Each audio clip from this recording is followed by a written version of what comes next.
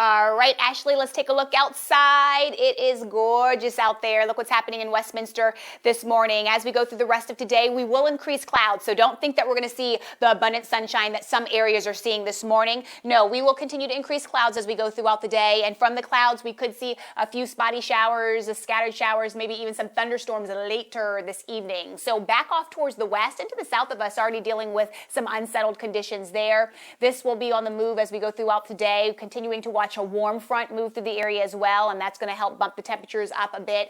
As we start you out this morning on the chilly side, the coolish side of things, Frederick's holding on to that 39 degrees right now, but as we head back off into western Maryland, yes, good morning, watching from Deep Creek, that temperature coming in at 47 degrees. Hello, Tim. 44 degrees in Frostburg this morning, 42 in Hagerstown, and as we head down towards Easton, that temperature is at 46 degrees this morning. So this is what we're working with in terms of temperatures, seasonal, near normal, or above normal. Well, we were above normal as we go into your Friday. I should say we will be above normal as we go into Friday. The past few days we have been below normal, but now that's shifted more off towards the west.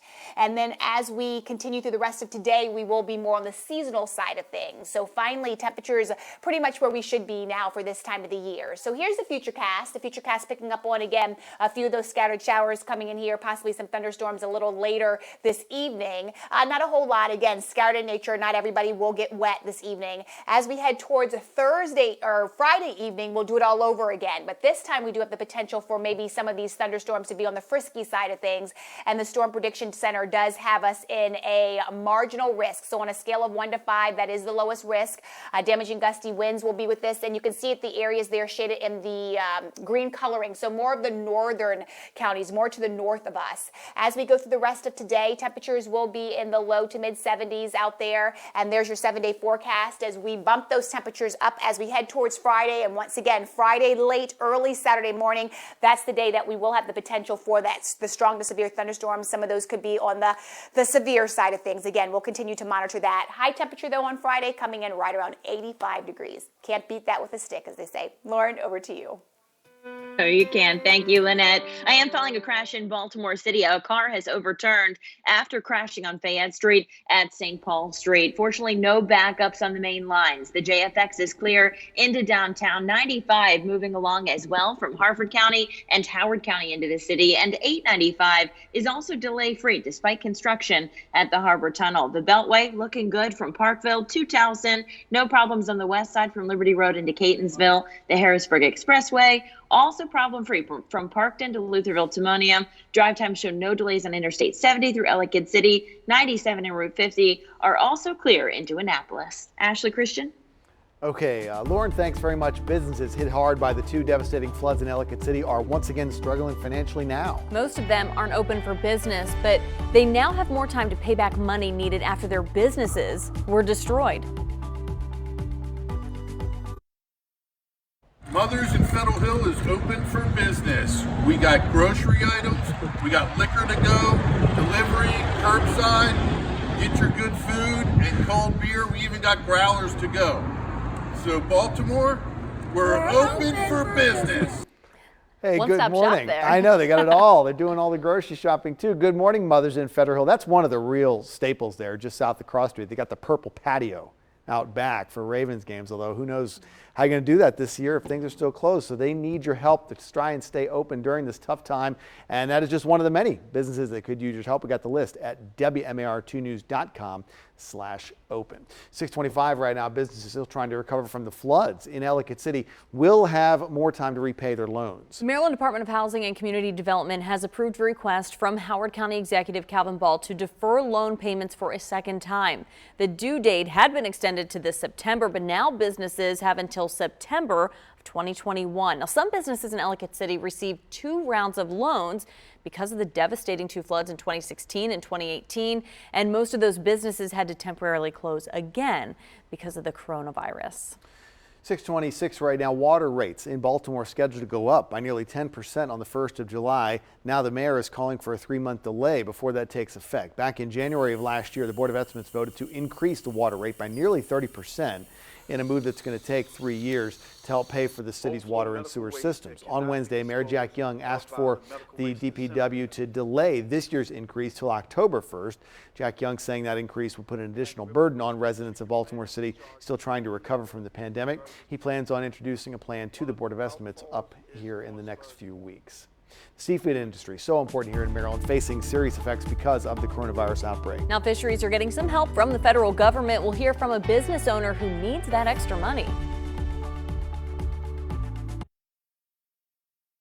All right, Friday at 5 p.m., Maryland's stay-at-home order will be lifted and some businesses can reopen, but not all local leaders are on the same page. We're live with a breakdown. For weeks, we have been hearing from people frustrated, fed up with not being able to get their unemployment benefits. The head of the state's labor department finally responded after being called before state lawmakers. And COVID-19 has been having a serious impact on people's mental health. Coming up, we hear from doctors on how to cope, especially for those living with bipolar disorder. Good Morning Maryland continues right now. You're watching the station that's working for you, WMAR 2 News. Now, Good Morning Maryland. It's Thursday, May the 14th. Good Morning Maryland. I'm Christian Schaefer. And I'm Ashley James. Let's head out to Chief Meteorologist Lynette Charles, who is working from home. Lynette, it is cool out there this morning, but nowhere near what it's been the last few days when we've come into the building.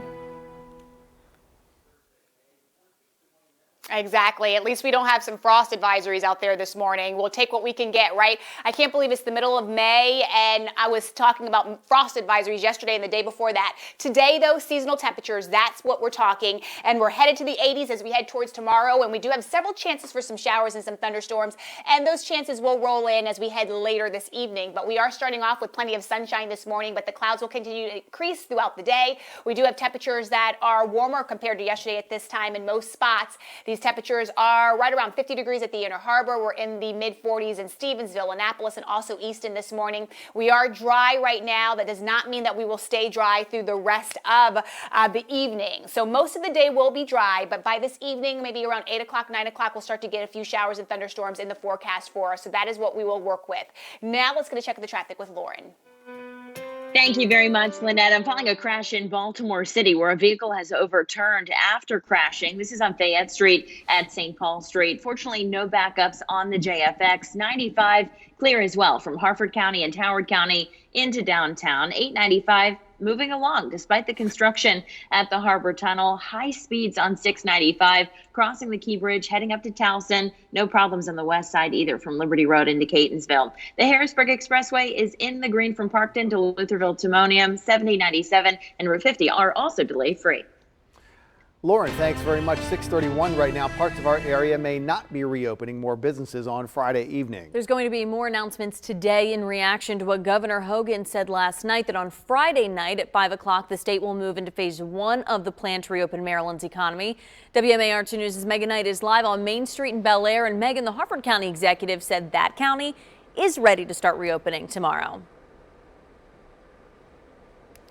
Yes, that is right, Ashley. Now, not every business here on Main Street in Bel Air is going to be able to reopen. The restaurants and the bars, they're going to have to just continue with carry-out, curbside, and delivery service. But other retail stores, even the hair salons and barbershops here on Main Street, they will be allowed to reopen come 5 o'clock tomorrow night. That's because Governor Larry Hogan announced yesterday that he will be lifting the stay-at-home order at that time, allowing some businesses to partially reopen. Retail stores can open at 50% capacity. Same goes for barbershops and hair salons, pet groomers, art galleries, and car washes.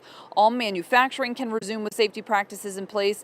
And churches and other places of worship, they are allowed to reopen as well. They're being encouraged to have outdoor services, but if that's not possible, if they must go inside, they have to do so at just 50% capacity.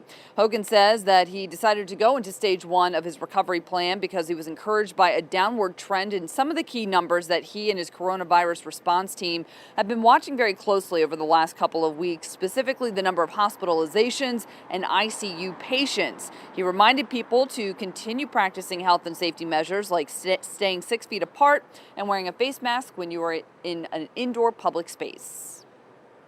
Low risk does not mean no risk.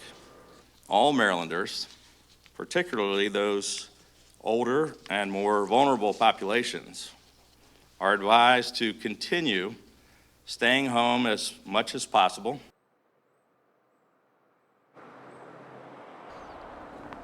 And the governor also said that if we see any sort of spike in the numbers, an outbreak that happens of the coronavirus, then it could very well easily be back to square one, and we'll start this process all over again. If you'd like to see a list of the businesses that are allowed to partially reopen and the ones that have to remain closed, we have that for you on our website right now at WMAR2news.com. We're live in Bel Air. I'm Megan Knight, WMAR2 News. All right, Megan, thank you. And at that news conference yesterday, Governor Hogan did say that local leaders can decide whether they are ready to start reopening. Baltimore City Mayor Jack Young, Baltimore County Executive John Olszewski issued a joint statement. They said they're going to wait 24 hours since last evening to make any kind of decision. They write, quote, individuals and businesses continue to make real sacrifices, and those sacrifices are preventing the spread of a deadly virus. However, rushing they continue to reopen in our large, densely populated jurisdictions jeopardizes the lives of our neighbors and loved ones. In Howard County, the executives already announced that businesses in that county will not reopen tomorrow night. County Executive Calvin Ball said the county not ready to start relaxing restrictions because it's not met the criteria to start stage one, such as a drop in hospitalizations and an increase in the availability of testing. Prince George's County and Montgomery County have the highest number of cases in the state, and the county executives in both of those counties have also said they are not ready to reopen. We're going to have much more on the story throughout the morning here on Good Morning Maryland. President Trump disagrees with the nation's top infectious disease doctor on when students should be allowed back into their school buildings. Since Dr. Anthony Fauci says a timetable for a vaccine is unlikely before the fall semester, he goes on to say starting school without one could put lives at risk. Fauci even suggested some schools not open at all. On Wednesday, though, the president said otherwise. I think they should open the schools, absolutely. I think they should, and it's had very little impact on young people. And I think that if you're an instructor, if you're a teacher, a professor, and you're over a certain age, like let's say 65, or maybe even if you want to be conservative, 60, perhaps you want to stay out for a little while longer. Yeah, this is certainly a hot topic being discussed right now. Good Morning America will break down what the future could be like for colleges and universities in the fall. Okay, there have been all kinds of calls into the newsroom from people with all kinds of problems getting their unemployment benefits, and it's been a while since we heard from the Secretary of Labor. Well, the Secretary of Labor gave lawmakers some feedback. We're going to get a live update coming up. It is 6:35. You're watching Good Morning Maryland. This morning, we have some answers to the unemployment problems so many have been facing after the state Secretary of Labor provided an update to lawmakers. WMAR News' Erin McPherson's live at the Department of Labor in downtown Baltimore with what she said. Good morning, Erin. Good morning, Christian, Ashley. Well, there have been a number of questions people have been asking, like what happened to my benefits? Why can't I get through to anyone? And can we stop those weekly claim certifications for the time being? And now the Secretary of Labor is finally giving some insight into what has been going on. Now, Tiffany Robinson says 66% of all new claims since March 9th have been paid, but 27%, or 135,000, are still pending. Secretary Robinson says this could have to do with people confirming information with their employers, some issues there, or weekly certification questions answered incorrectly. And many claimants may have already been receiving benefits, but were suddenly cut off following the switch to the new Beacon system. Honestly, we just need to continue pushing through to resolve every single claimant's issues so that we can get everyone who is eligible paid for their benefits as quickly as possible. The sheer volume is the biggest issue facing myself and Maryland and every other state. She says when it comes to the weekly certification requirement, the federal government won't allow them to waive it. And the biggest complaint we've heard is people not getting their calls to go through, unanswered calls. And Secretary Robinson states that's because of their lack of working phone lines. She says they only have about 200 working phone lines to answer thousands of calls, something they are working to nearly triple. They want 540 phone lines so they can better answer those calls and those questions from people in the community. Reporting live in downtown Baltimore, Erin McPherson, WMAR 2 News. Yeah, there's always just such a comfort if you can talk to someone on the phone, and it's just not happening for so many people. The Maryland Food Bank says the need for food is just as high now as when the pandemic started in mid-March. Some of these people who can't get their unemployment benefits, they're turning to the Maryland Food Bank now for help. And on Wednesday, WMAR 2 News presented the food bank with a $1,000 check from the Scripps Howard Foundation. That is a charity run through our parent company, the E.W. Scripps Corporation. Food Bank has to spend millions of dollars just in the last month to keep up with demand from its local food pantries. They even added a second warehouse to fill more boxes. With each one of these boxes got enough food to feed a family for an entire week. We are working with the food bank to help keep those shelves stocked. We've got a virtual food drive. It's still going on right now. If it's a small donation, you can buy 12 jars of spaghetti sauce for like $10. $9 buys the rest of the noodles to go with the jars of spaghetti sauce. You can make a donation. Go to the website WMAR2news.com/MDFoodBank. Any donation is much appreciated. Yeah, it goes a long way there. Sure does. Yep. With non-essential businesses starting to open back up, doctors warn not to hit them all at once. Yeah, if you need a haircut, they're suggesting that you don't go out to eat right after. So you got to limit your exposure, still gradually increase it. The more places you go, the more likely you are to become infected or infect others. And of course, you got to keep social distancing as best as possible and continue to practice good hand washing, which we've all learned more about in the past couple of months. There was a robbery of a convenience store caught on camera, even showing the moment that the gunman fired a shot at the clerk. It's just incredible. Yeah. It looks like the clerk's cell phone may have saved his life. Jeff Hager has that story coming up. Really shocking video. Yeah. And next, dealing with the coronavirus and bipolar disorder at the same time, we're going to hear from an expert in a live report. It is 6:42. You're watching Good Morning Maryland. Many people's lives have been turned upside down by the pandemic, and it can be stressful for anyone to cope with these big changes in our routines. Doctors say it is particularly tough for people living with bipolar disorder. As part of our Rebound Maryland series, we have WMAR 2 News' Mark Roper. He talked with a doctor about finding help for people with bipolar disorders. He's live outside Johns Hopkins right now. Good morning, Mark.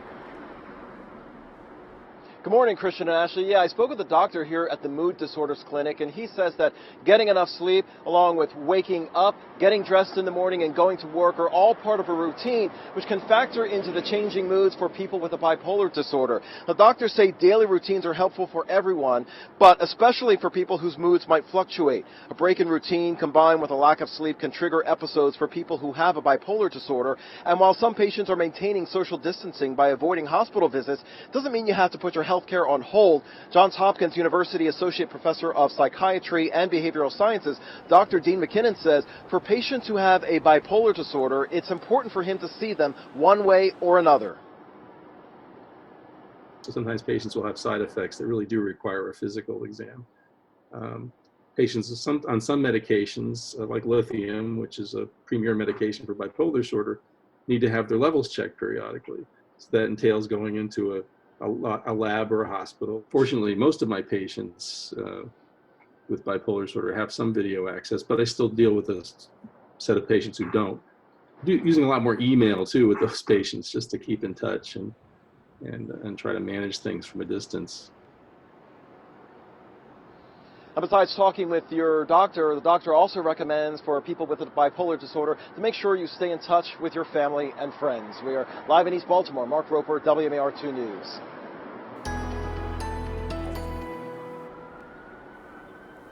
All right, let's take a look outside this morning. We'll head towards Arundel Mills, where we do have plenty of sunshine right now. That is going to be the name of the game through much of the day, but clouds will continue to increase as well. So don't get used to that abundant sunshine that we're seeing this morning.